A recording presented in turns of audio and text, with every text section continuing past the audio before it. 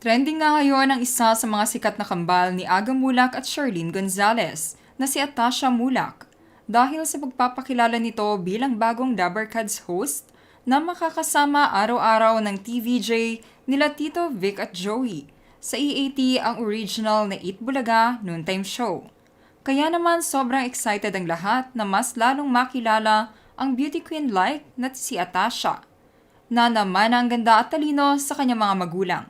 Natapos na nga ng kolehiyo sa UK si Atasha, kaya naman pinayagan na siya nila Aga at Charlene na pasukin ang mundo ng showbiz. Ito ang buong detalye. Mas lalong ang hinangaan ngayon ng mga netizens si Atasha dahil hindi lang pala ito maganda at matalino, may tinatago din itong kakulitan na talaga namang bagay na bagay bilang bagong Dabarkads host. Pinakita din itong game na game siya sa kulitan ng TVJ at iba pang mga Dabarkads. Sa video na ito makikitang game na game din siya na sumayaw at magpakita ng kanyang talento sa mga Dabarkads, solid supporters na nanonood sa kani-kanilang mga telebisyon. Dahil nga dito marami ang siyang nag-aabang kung magkakaroon din ng TV appearance sa EAT ang kanyang kakambal na si Andres Mulak. Isa din kasi si Andres sa mga inaabangan ng mga tao na mag-artista at makita araw-araw sa telebisyon.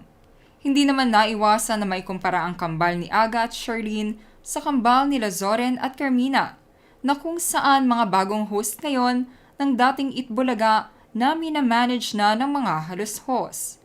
Ayon sa mga netizens ay di hamak na mas nakakaaliw daw ang anak ni na Aga kumpara kay Cassie na nasa GMA7. Ngunit magkaganon pa man, may mga netizens din na nagsasabing wag na silang ipagkumpara at matuwa na lamang na parehong nagiging maganda ang takbo ng career ng parehong sikat na mga kambal sa mundo ng showbiz. Ito naman ang ilan sa mga komento ng netizens na sobrang natuwa nang makita sa telebisyon si Atasha Mulak. Wow! Welcome sa EAT, Atasha Mulak! Di ka magsisisi sa sinamahan mo.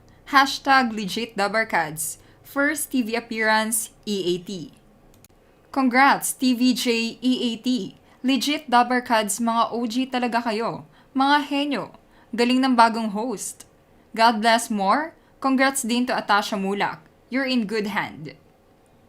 Wow, new Dabarkads. Ganda naman at talented pa. Meron na naman tayong aabangan.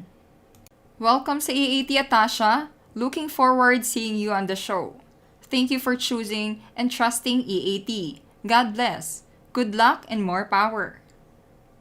Kala ko si Maha, hawig sila. Welcome and congratulations, Atasha. Good decision. Mabilis kang makikilala at matrain. Mabuti sa hosting sa EAT with TVJ and Dabarkads. Wow, pangtapat kay Cassie. Sana silang twins din. Mag-showbiz na din siya kasi tapos na siya mag-aaral. Ganyan dapat.